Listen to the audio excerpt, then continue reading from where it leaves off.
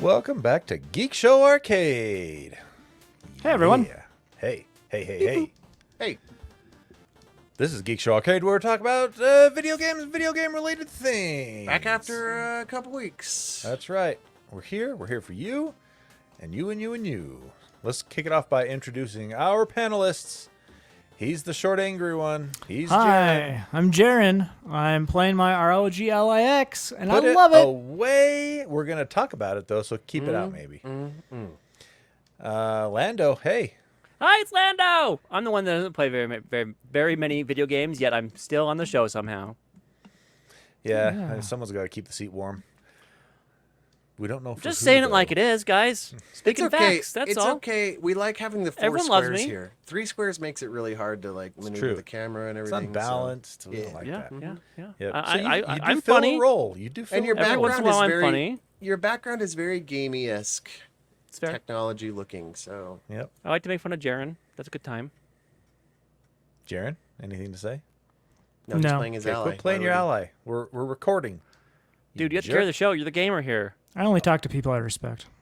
Owen. Hey! Oh, he doesn't respect me. I see you're just introducing me. I was no. You could see that I'm a gamer because I have a Halo Nerf gun hanging on my wall, That's right. obviously. So Is that what it, I is that what also- it takes? I also don't play very many video games, but I too have a Ally X. That's right. It's really just Owen's had it. fault we all did this, by the way. I know. I knew that if I got one, Jarron would have to get one. And if Jarron got one, I knew it was only a moment before No. Tony got one. But it actually flipped this time. That's right. And Tony got it first. Well, only because I was on vacation when it came out, so I had to time it. I see. I pre-ordered mine before you even thought about buying yours. That's not Boom. true. Take it. You But know, I bet you some- guys have actually played yours, right? You Yeah. haven't touched yours yet? I got out of the box, I downloaded a game, but then I was on vacation, and then That's when you work should and use life it. got super crazy, and then I was working on that NAS, and It's portable. You bring it to work. Hey, Owen. I'll Here's give you some. $5 for it. No, Lando, Oh, you don't I'll play s- video games. I'll sell Sorry. you my old one, Lando. Go For play on your $5? No, 300. Go Oh. play on your iPhone. That's too rich for my blood. Yeah, I thought so. Anyway, $5. I'll go as high as 10. And Wow. you know who also has an ROG Ally X? It's our host, Tony. it's me. I do. Check me out on Twitter at QuadTTony or on other Geek Show podcasts. We almost forgot that. That's a way to bring it around, though. There you go. You got it rolling. Let's first, though, talk about any emails that we have. Hey, Jarron, put it down so we can talk about emails. We have email. You're pissing Tony off. He's gonna get you. We got an email see from his Chris blood pressure Cushley, our friend from across the Oh, pond. hey, I like this guy. Hey, Chris Cushley. I do. He like says, "Hey guys, just wanted to mention for Tony that you can access your Epic game library on Steam Deck. You can install a launcher called Heroic Launcher. It also does other stores like GOG. Yeah. I I've have- done that. I've been running it for a while now, and the games play like they are native Steam games. They are added to your Steam library and show up in the console interface like you expect a Steam game to. Yeah, I did this on my original Steam Deck, and it works beautifully. I would not recommend it for games that are updated often. That's the like problem I was live gonna service say. games. The only way it updates is if you go into the Steam desktop mode and launch things. You can add Heroic itself to Steam, the Steam Deck interface, and just open it up from there, so you don't have to go to the desktop. That's better, at least. But you have to leave it open, wait for it to update. Takes like 30 Yeah. minutes sometimes. Now, So that isn't to say that it's not a good option, because it is a Yeah. good option. But it is. It's not a not a streamlined convenient option. But for But- games that are older that don't update, it's perfect. Yep. And I like Heroic Launcher. I put, I don't know, probably 12 games from different launchers on my Steam Deck OLED. And yeah, it works great as long as you don't need updates on a regular basis. So Yep. yeah. Very, very cool. Thanks, Thanks, Chris. Whoa, it's like stereo. Jinx, you owe me a Coke. Jinx. Okay, let's talk. Speaking of games that need updates, Jedi Survivor is getting. Is this an update or a down date? I can't decide. Oh, good one. Boom, sick burn. Instead of EA fixing their game, They decided to put out a broken game to other platforms. Yay! Yay! September Other people- 17th. It's some coming to people hate this PS4 and Xbox One. I love that they're like, some people hate this game here. Let's let them hate it in more places. Yeah. That's right. Now available in more places to be angry at. They did also say though that they are going to put out they said a big patch for the PC. They did? Where? They did. In the article I saw, Let's see, Tony knows all the news. was it even in this one? It might have been at the bottom. Yeah, you're right. Yep, right there. It is worth noting, however, that the game has struggled to run on PCs. EA has issued several updates, blah, blah, blah. To that end, the company's prepping a new PC update that'll release, quote, in the coming weeks. Oh This my will bring, gosh. quote, enhancements to the game's technical performance, controls, and more. I hope so, because I bought this game like almost a year and a half ago and have not touched it because of how horribly it runs on PC. Runs like Dookie. Yeah. So jury's out on how it will run after this patch, but They've had several patches along the way that they've said this is going to make things better, and it doesn't. So, yeah, I wouldn't hold maybe your breath. slightly better, but nothing appreciable. exactly. Yeah. Yep. So there you have it. If you're dying to play this game, you can get it on the older gen consoles. It's on Game Pass, too, by the way. Yeah. Yay! This new generation has been kind of worthless, honestly, because old gen is still around. All the biggest games are still coming to the older generation of consoles. I It's think been interesting. I think that what happened, this is my speculation, I think that what happened is in the time that these consoles were being developed, NVIDIA came out and popularized ray tracing. And these consoles, I think from their inception, were not geared towards supporting features like ray tracing. And they were able to shoehorn in some ray tracing via using the regular graphical compute modules to do it, which gives it a big performance hit. That's why you don't see a lot of ray tracing on the console stuff yet. Or if you do, it's very low res. And so I think that is part of the problem why this console generation has felt kind of meh, because you have the super long crossover like you talked about, and then even the games that are like, okay, this is next gen only, for the most part, they're not super impressive compared to the stuff you're seeing with the NVIDIA 20, 30, and 40 series graphics cards. It almost feels like you're blaming this console generation's weakness on NVIDIA. I am a little bit. They're What? just so good. They ate their lunch. that it just ate their lunch. Yeah, exactly. Interesting.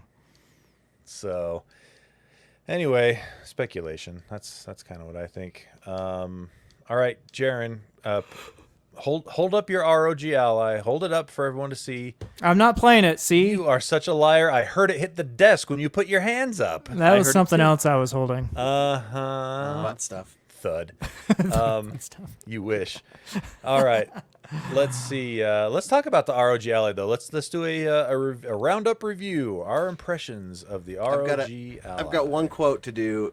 It's from somebody I really trust, and it's one review. It just says it's everything I've wanted in a mobile console, and from Tony. Oh, I'm in love with it. Tony's the one, I got that quote from Tony.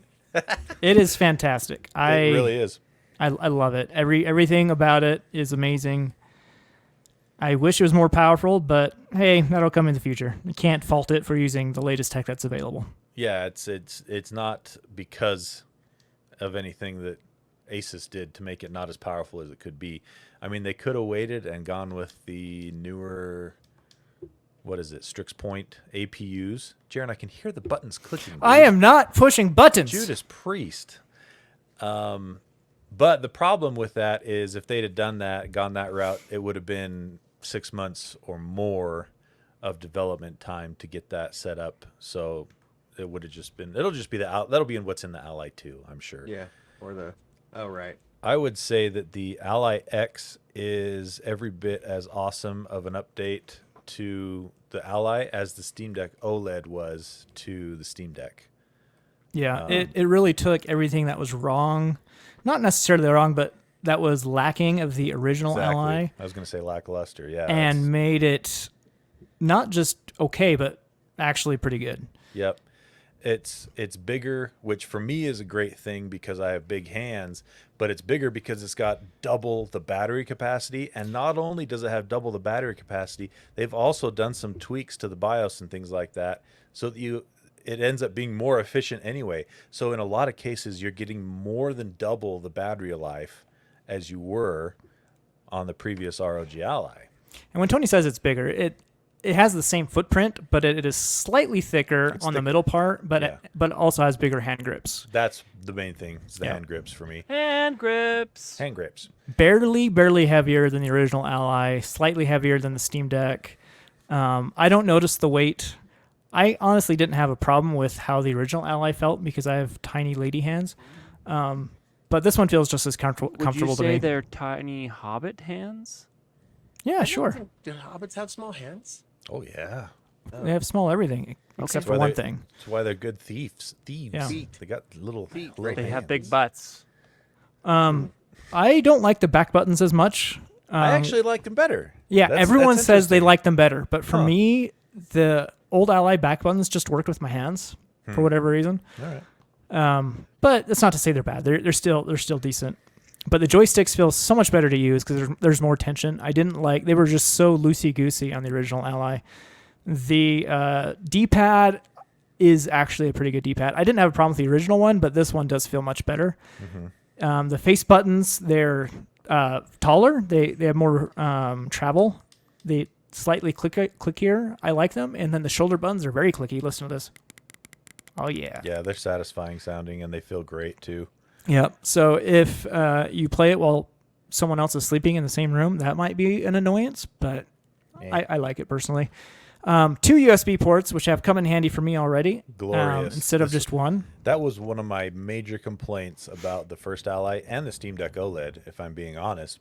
There's only one USB port. You need 2. I think 2 should be the standard, like the baseline.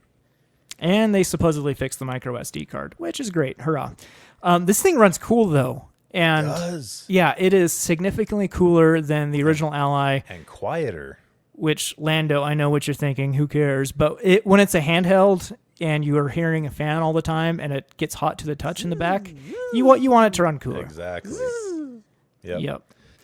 Still But get the same great screen. It's the only Windows-based handheld PC, or there might be one other one out there that has a variable refresh rate screen, 120 hertz VRR screen.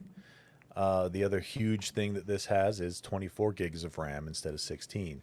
And not only is it just 50% more RAM, it's also faster RAM, just like the Steam Deck OLED did.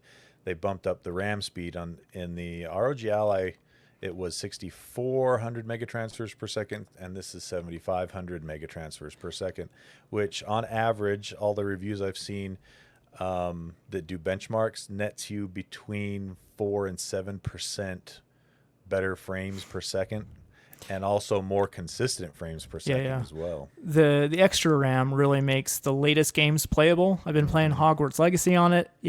I'm getting like between 40 to 50 FPS on a handheld on a game that is like a current game. It's pretty demanding. awesome. Yeah. So yeah, it doesn't really struggle in any games at all.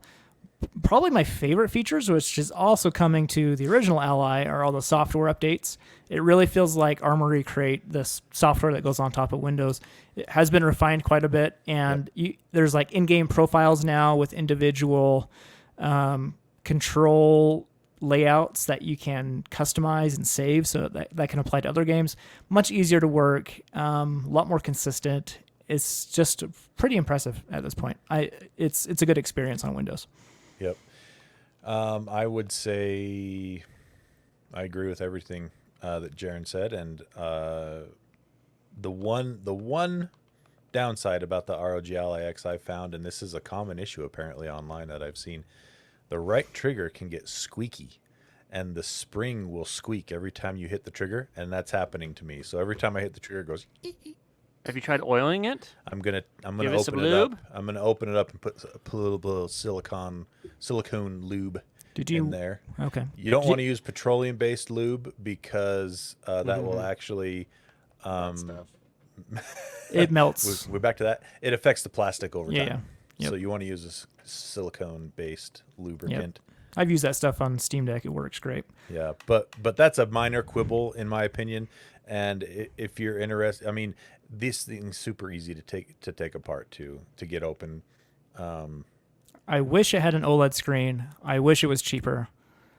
Yeah, but I feel like at $800, you're still getting one of the best bang for your buck Windows handheld PCs on the market. Yeah, to me, like the original Ally is probably a 7. I would give this one a 9. Yeah, it's really agreed. good.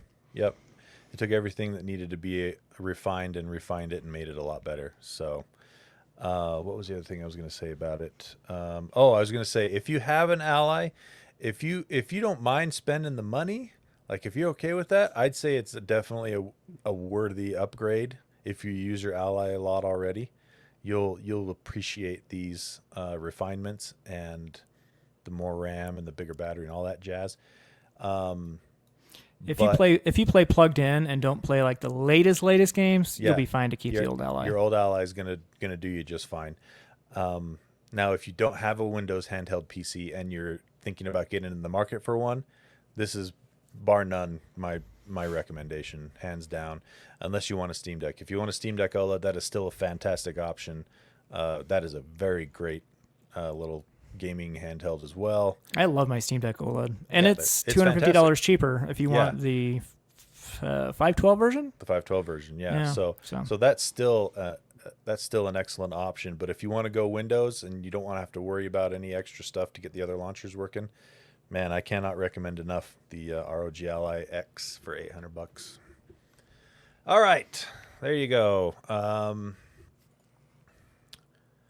We got two kind of sad stories here about things going away that people like.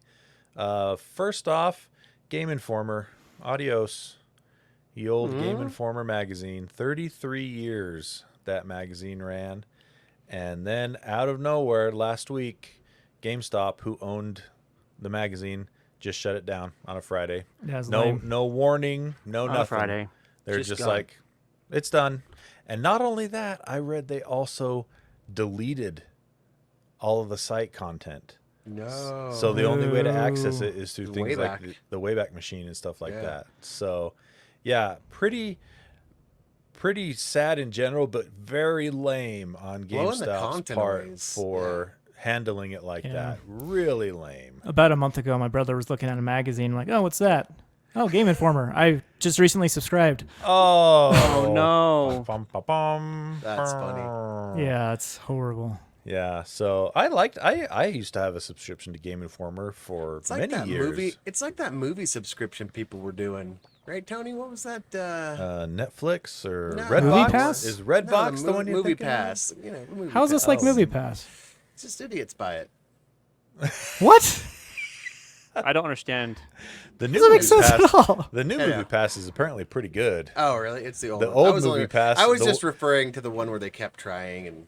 Yeah, the People old Movie kept Pass buying that I pre-bought a year They got for canceled. from Costco. Then they got canceled. And then they got canceled. That was So the through line of logic was Yeah. that you also bought something that got canceled. I ended up Reason. paying $50 a ticket basically for that Yeah, pass. yeah. Ouch! Ouch! Oh, it sucked. All right, so yeah, bummer. I loved Game Informer. It was the main reason I what do you call it? Subscribed to the GameStop Pro member stuff for a lot of years was because I liked the magazine. It came with the magazine subscription, so just another way that GameStop is making their pro membership less valuable as time goes on. Shouldn't they be doing everything they can to ride the wave of weird success they got? You would think. You would think. Also saying goodbye, romhacking.net. If you know what this is, then you're going to be pretty sad about it. If you don't know what this is, then this means nothing to you. But for people that were into this scene, this is a big deal. It's cool. ROMhacking.net was a site for emulation people who wanted to pretty much alter the ROMs in a way. Like an example, I have a ROM that was only localized in Japanese. Got a patch from ROMhacking.net, and voila, I can actually read the text now because it's in English. So It was very handy for games that only came out in different countries that didn't have localization, as well as other things that they could do to the old ROMs. So sad to see it go. Hope that somewhere else takes up the mantle here, but who knows? The site is going read-only for a while. You just can't upload or add anything else to it for the time being. But I don't know how long it's going to stay read-only for. Who wants to keep paying for that? In some cases, they even fixed bugs that the companies themselves never fixed. Yeah. So, like, there was a graphics glitch in Super Mario 64 that there was a fix on romhacking.net. So, just a bunch of cool stuff that it no longer will be there. If I remember correctly, too, there was some games out there that they use this kind of stuff to make you be able to play like Mario as Samus. You play the Mario levels as there's a Samus huge scene for Super Mario World hacking, and they'll literally make entirely new games on the Super Mario World game engine essentially. Yeah. If you go to SMW Essential, it's a huge ROM hacking resource for Super Mario World hacks, remixed versions of the Super Mario game. Yeah. I really wonder if Nintendo got to them. No, I don't think so. I read a little bit more about what happened here, and it turned out there was, I wonder if they mentioned it in this. Maybe not.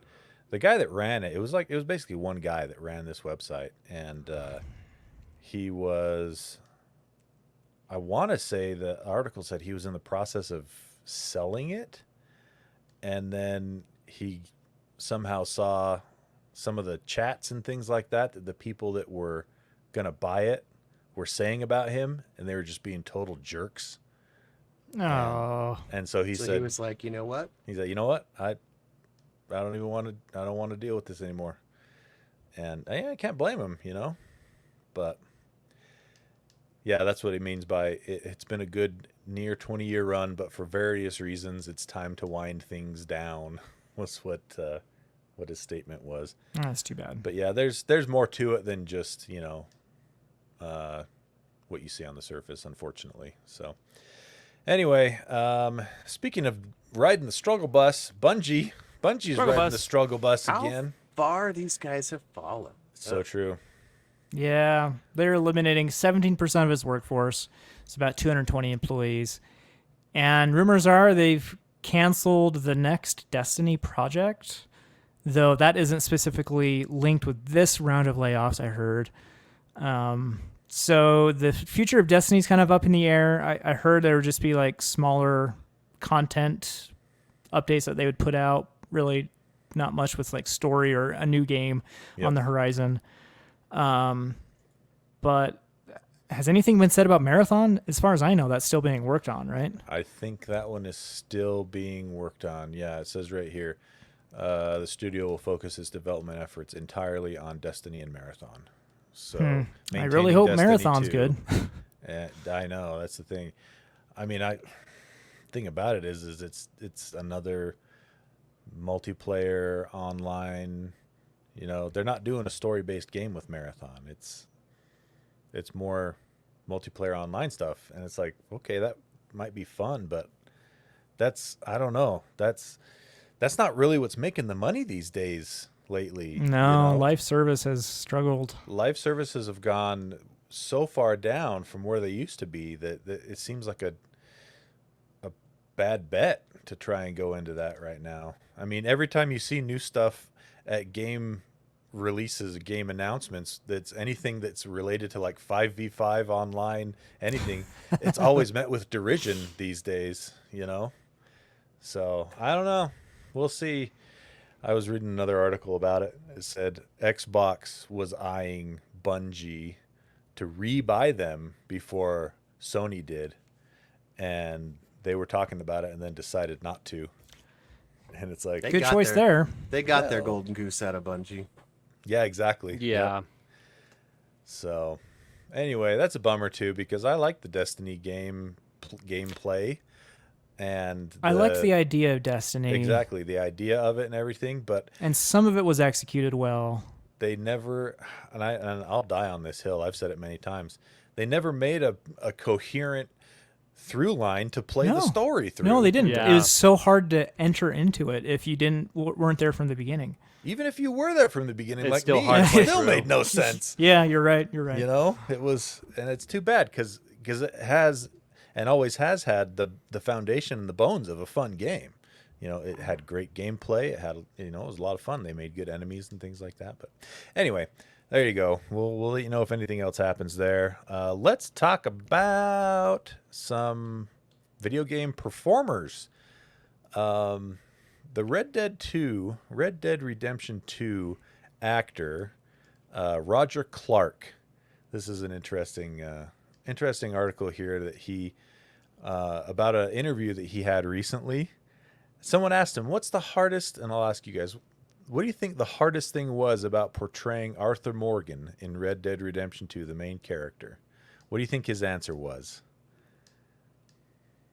Don't all say it at once. No idea. I don't know. All right.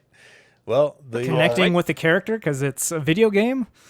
Incorrect. See, that's what you would think. Something like that. He says, nope. The hardest thing about playing this character by far was all of the crouch running that I had to do, because he also did the mocap for the no way. character.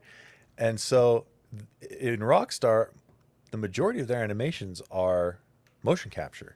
And so for every time your character had to crouch and walk, crouch and run, do it with a gun, do it without a gun, do it with two guns, do it with a rifle, he had to do it stealthy.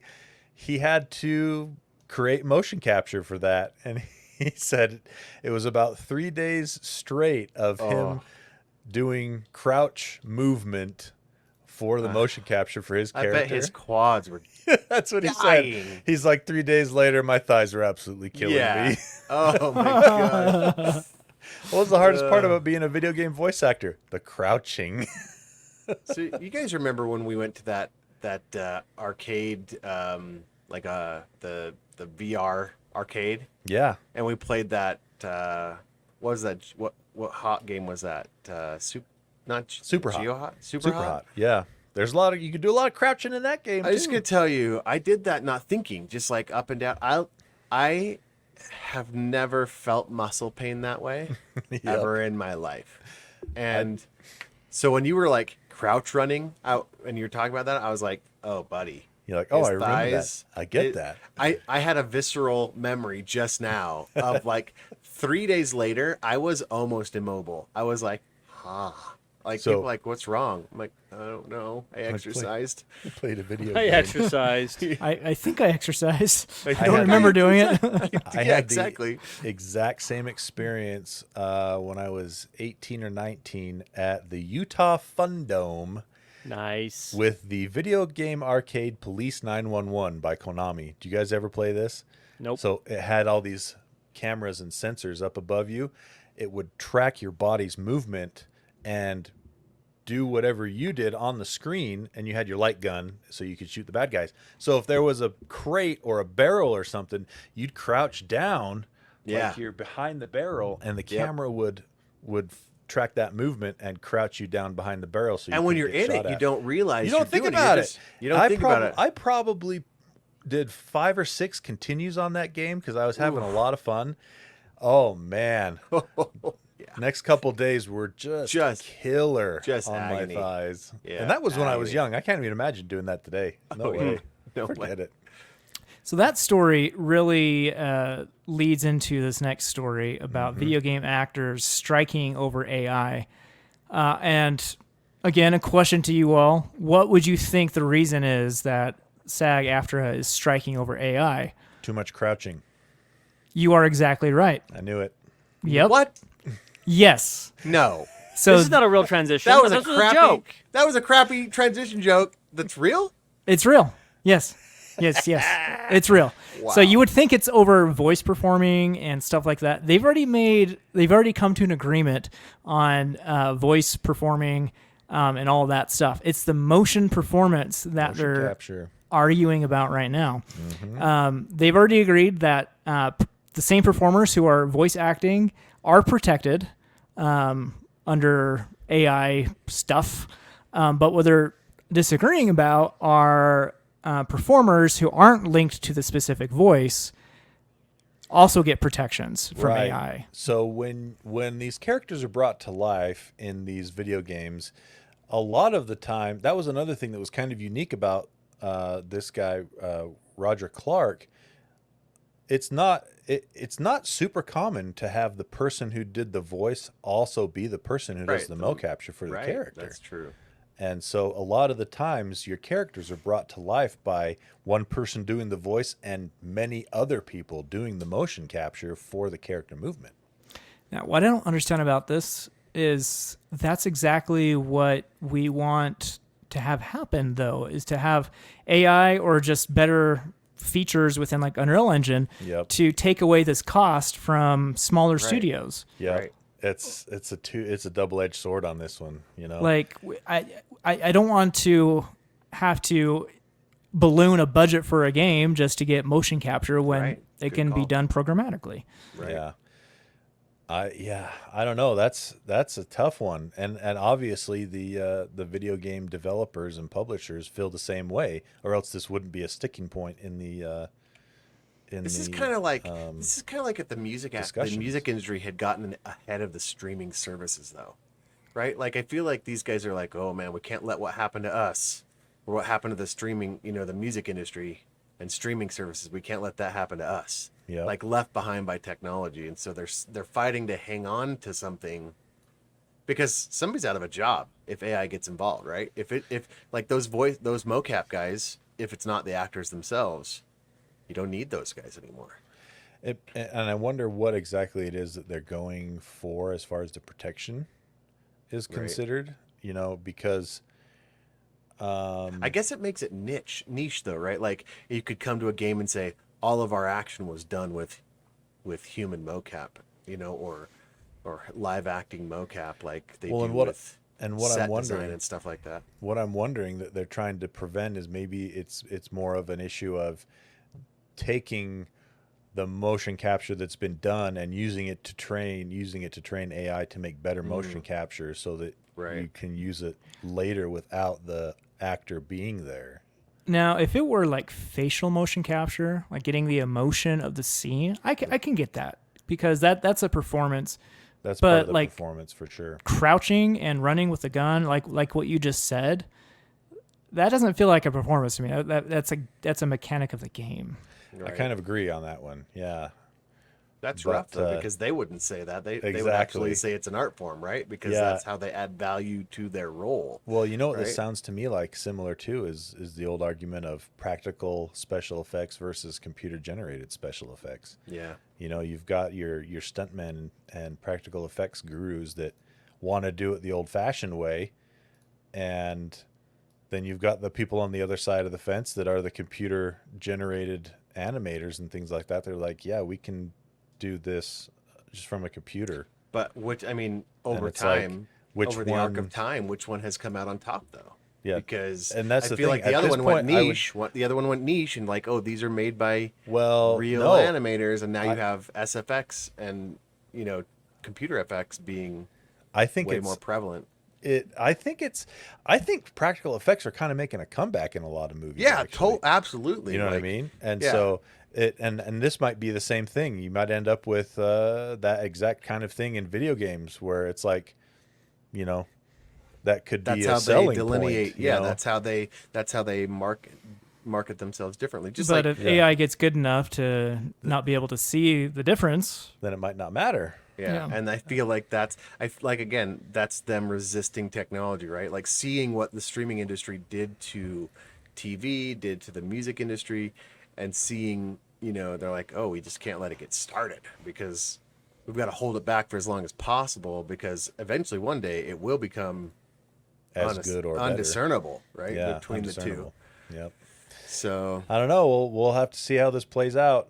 Is there any word on how long they have to discuss this? I Or mean, they're going to it's be just- on strike until they come to terms. just ongoing. Okay. have they said have they declared their actual terms? Like do we clearly know what they're after? I mean, probably not clearly because it's backroom meetings. It's not Right. privy to the public, so They want something though. Yeah. they want protection from at AI. At least one of the sides is not happy with Yeah. with what's been proposed. So interesting. Yeah, we'll follow that story and see what happens with it. Lando, I saw this keychain Wii thing a little while back, and I This was thing's like, so freaking "Is cool. that real?" It's real. It's a real working teeny tiny Wii. Yeah, you can get this thing. Some people, I mean, you can't get it, but some people modded a Wii using custom parts, obviously, to make it all work. Super teeny tiny, super cool. It obviously, won't play discs because it's teeny tiny. No disc reader. But it does have 4 ports for 4 GameCube controllers, That's Wow. which is so freaking cool. See, when I saw this the first time, I was like, "That's just some weird render." Someone wants to make something like this, but nope, that's the real deal. Well, the controller ports plug in almost like a cartridge. So the Wii's the blue part on top. Yeah. Yep. And you can remove it. You can Yeah. remove the actual unit from the controller ports and just have a tile. It looks like a tile, basically. No built-in screen. It's just the hardware. Yep, with a mini HDMI out. Cool. That is Anyway, cool. it's freaking sweet. I thought this was cool, and I'm like, this feels podcast worthy, even though we're an audio show and this is more of a visual thing. But go check out the show notes; you'll enjoy it. It's worth your time. That's all. That's my one story. Look at this, though. The makers of this machine put an initial run of 30 units up for sale at $55. They only wanted So cool. $55 for this. That's Okay. crazy. I hope they make more. That's really neat. All right, and last but not least, we have an update from AMD for AFMF2, which if that just sounds like gobbledygook to you, I will explain what it is. AFMF stands for AMD Fluid Motion Frames, and Of course that it is does. yeah, that's right. It does. It's basically just driver level. No, I can't remember the name. Frame rate generation. Frame gen. That's the word I was trying to think of. So it takes whatever's going on the screen and interpolates its own version of it and puts it in between the traditionally rendered frames. So it would appear that you have a game running at 100 frames per second instead of 50 frames per second, things like that. So this is the second version of it. It's in beta right now. It improves over the first gen by decreasing the latency and cleaning up a few of the artifacts and stuff like that. Expands its API support to OpenGL and Vulkan, whereas before it was just DirectX 11 and 12. And what else? Oh, you can choose to have it lower the quality of what it looks like instead of completely turn itself off if your screen is moving quickly, because that's a problem AFMF had on the first go around, where if you moved the screen too quickly right or left, it would just disable it because it felt like the interpolated frames were too ugly and too noticeable. Well, now they'll let you leave that on. And was completely worthless because the whole purpose of it is to get a higher frame rate feeling experience. Exactly. But anytime you moved your mouse or gamepad, it would dip down, so you'd switch between high frame rate and low frame rate. It's like watching Avatar 2. It's a horrible experience. No good. So they've adjusted that. Basically, they've just improved quite a few things on it. Digital Foundry in this week's Digital Foundry Direct did a fairly substantial talk about it. They spent about 15 minutes on it. So I'd recommend checking that out. It was really interesting. They like it for the most part, mostly because it's a value add kind of a thing. It's not, it doesn't take any extra work on the game developer side. It's just driver level, so it works with any game, basically. So kind of neat. It's cool to see this stuff being moved forward. I'm really interested to see if NVIDIA ever tries to push into this with the driver level frame gen, because right now all of NVIDIA's stuff has to be bespoke, added to the game during the development. So good job, AMD. Actually did something worthwhile for Doing a once. good job there on your graphics card stuff. All right, that is it. Thanks for making it to the end. Before we go, though, big shout out to our awesome Patreon backers, patreon.com/helpdeskarcade. If you donate $6 a month or more, you get a shout out on the air. And Jarron has that for us right now. Thank you, David Broshinsky, Aaron Faulkner, Connor Keesaw, and Wiffleball Tony. They are our extra special patrons. Yeah. Jason Eatman, Mies Chonies, Magnets, How Do They Work? Archie the Archivist, Be the 8-Year-Old, Michael Shane, Tony the Home Theater Geek, Travis Johnson, buy Geekshow Arcade Help Desk stickers at Pieman Graphics on Etsy. All proceeds go to Lee George Cade's medical bills. Jeremy, No Name, No Color, Keslow, Eric Steinman, Eric Cruz, The In-Between Rating plus 20, Matt Nelson, Harry Patch, Wesley, Adam, Stuart Lloyd. The problem with society is there are no molehills that can't be mountain climbed over. Ryan M. and Adam Hecht. Thank you. Oh, did you clear your mind? Great Is that job. How you got through that? We only got one more week to go. I It did. won't happen. Does it work going backwards? Like at the end of one recording and then to the beginning of the next one? I think if he Yeah, you makes, just said two in a row. Yeah, I That's think true, if he he makes did. arcade, Okay. or if he makes nails if it he on makes Help Desk next week, he won't. Squeaks can change My it. money is on Squigs. it. He won't. here's what I guarantee you, 100%. Squink's got another one right in line, Ready to drop in. trip you up, my guy. All right. Thanks for listening and making it to the end. We'll see you next week. Until then, Owen, take us out. Hey, we hope you care.